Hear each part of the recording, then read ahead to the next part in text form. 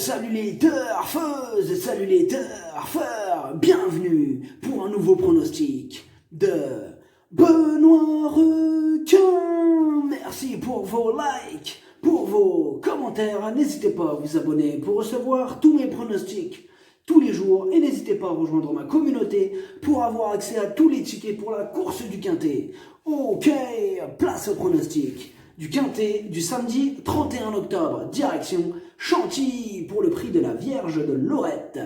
Plat 1200 mètres, 16 partants, réunion 1, course 5, indice de confiance 2 sur 5. Ce Quintet est ouvert, c'est du plat et c'est une courte distance. Tout est possible à jouer avec modération. Cette vidéo, je la tourne avant l'arrivée du Quintet de ce vendredi et je reviendrai dessus demain. Petit retour sur le Quintet du jeudi 29 octobre. Ah, il y a eu du cassage de tickets. D'ailleurs, mon indice de confiance, il était que de 2 sur 5. Bon, pour le niveau yo-yo total VIP, j'ai un 2 sur 4 qui est passé. Alors, mon cheval du jour aussi, il est passé. Et mon coup de folie est arrivé 4e. Bon, j'ai 3 autres tickets qui sont passés. Un Quintet des ordres, un multi en 5 et un tiercé des ordres. Mais bon, je ne les compterai pas dans le total des gains du mois d'octobre pour le niveau yo-yo total VIP. Parce que ces tickets n'étaient pas vraiment lucratifs. Et comme je vous ai dit que je ne comptais pas non plus les 2 sur 4, simple placé, couplé, tout ça. Du coup, on bloque la somme sur cette belle somme de 12 560 € de gains pour le mois d'octobre. Pour le niveau yo-yo total VIP, bien sûr. Et le niveau qui donne accès à tous mes tickets pour la course du Quintet, c'est le niveau yo-yo total VIP. N'hésitez pas à rejoindre ma communauté et vous récupérez tous mes tickets dans l'onglet communauté. Ok, c'est parti, on commence le pronostic et on commence avec le numéro 1, Gold Step. Elle fait quasiment l'arrivée de toutes ses courses. Elle est efficace sur courte distance, elle est en forme. Bon, en revanche, sa marge commence à se réduire, mais elle garde quand même son mot à dire. On écoute Frédéric Rossi. Gold Step fait toutes ses courses. Maintenant, faute d'engagement, je la ramène dans un handicap où elle devra rendre du poids aux aînés. Sa marge est réduite. Néanmoins, elle affectionne la distance et les pistes très assouplies. Si elle venait à accrocher une 4e ou 5e place, on serait satisfait. Bon, il vise la 4-5e. Le numéro 2, Pradaro. Il est dans une forme olympique. Il revient dans la catégorie handicap avec l'intention de bien faire. C'est oui. On écoute Madame Sophie Lancelot. Pradaro est arrivé à l'écurie depuis peu.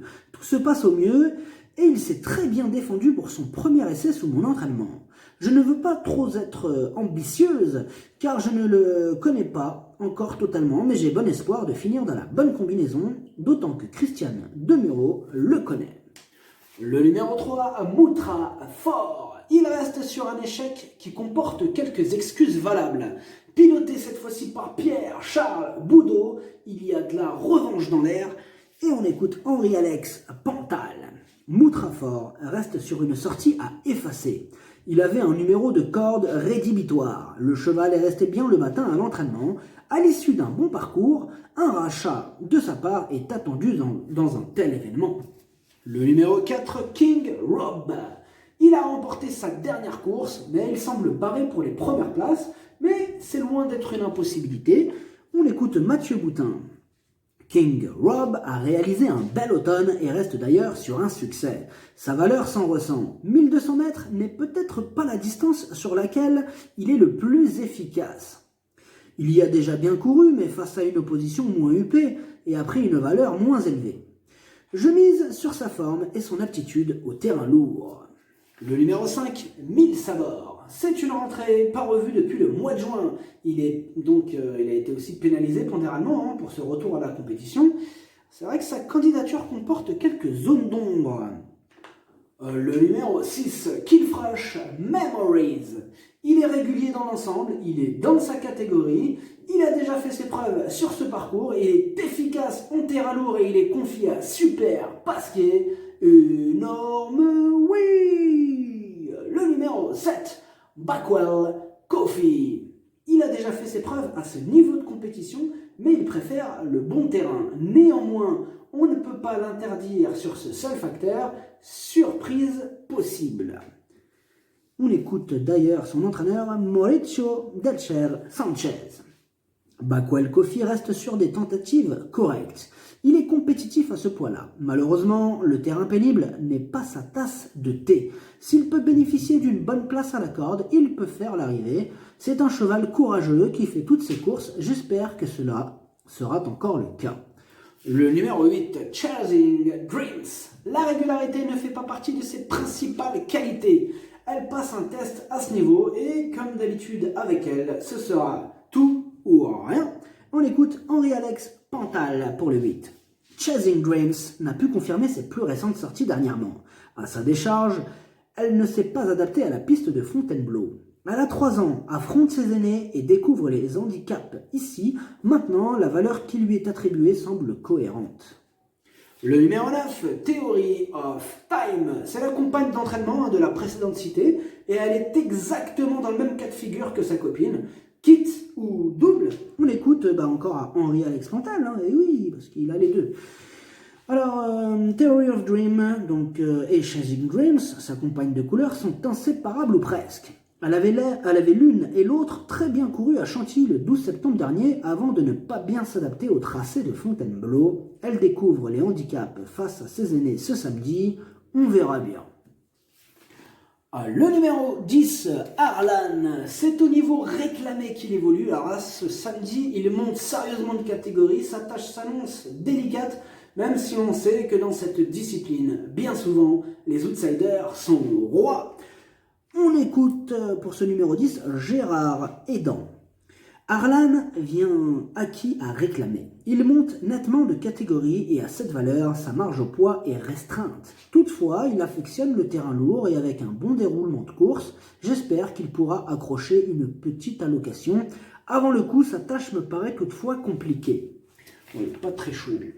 Le numéro 11, Toudoubam, il reste sur 3 échecs consécutifs. Difficile de lui accorder notre confiance au vu de ses dernières performances. Même si on sait qu'il va bientôt finir par refaire parler de lui bientôt. Bon là c'est question de feeling, il intéressera les amateurs de champ réduit, car dans ce quintet ouvert, il fait partie des possibles casseurs de tickets. Et on écoute Mathieu Boutin pour le 11. Toudoubam est sur la brèche depuis le début d'année. Cependant, ses dernières sorties sont à relativiser. Il ne s'est pas plu sur le parcours particulier de Fontainebleau. Dernièrement, je plaide coupable en ayant choisi l'option de le faire galoper à mi-piste alors que les premiers ont galopé à la corde. Le numéro 12, TPK, lui aussi enchaîne les échecs ces derniers temps, mais ses dernières prestations ne sont pas si mauvaises. Il va tenter à l'issue d'un bon parcours de remettre les pendules à l'heure, donc attention à ce 12. On écoute Mademoiselle Hélène Ménessier. TPK est resté bien le matin à l'entraînement. Il s'est plu en ligne droite dernièrement et le terrain ne le gêne pas. S'il prend un meilleur départ cette fois, il devrait figurer à l'arrivée. J'y crois un peu plus que dernièrement où j'avais quelques points d'interrogation. Le numéro 13, Balaise Blues. Ses dernières sorties sont excellentes. Il est dans sa catégorie et rien ne s'oppose à une nouvelle belle prestation. On écoute, Écoute personne. On passe au numéro 14, Parigotte. Elle reste sur 2 échecs consécutifs et elle a le défaut de ne pas répéter ses bonnes sorties. On a besoin qu'elle nous rassure, mais c'est le type de cheval qui arrive quand on l'attend le moins, donc quand même méfiance. Pourquoi pas dans un champ réduit? Pourquoi pas? Le numéro 15, Kilo Echo. Il vient de renouer avec les bonnes performances dans une course pouvant nous servir de référence. Confirmation attendue pour le 15, on écoute Jean-Vincent Tout. Kilo Echo a eu un très bon comportement dernièrement à ce niveau et sur cette piste. Ce jour-là, il s'est bien élancé, ce qui était son talon d'Achille.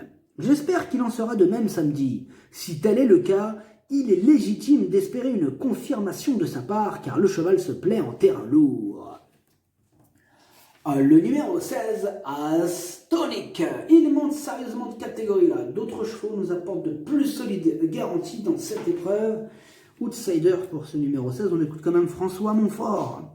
Astonic revient bien comme un atteste sa dernière sortie à Toulouse, où il n'a craqué que dans les derniers mètres. Il manquait encore un peu ce jour-là. Cette course lui a fait du bien.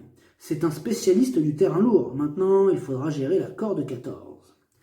Le pronostic, ça donne 13, 6, 15, 2, 3, 12, As, 4, cheval de complément le 7, si jamais il y a un autre nom partant, et ça peut arriver, le 8.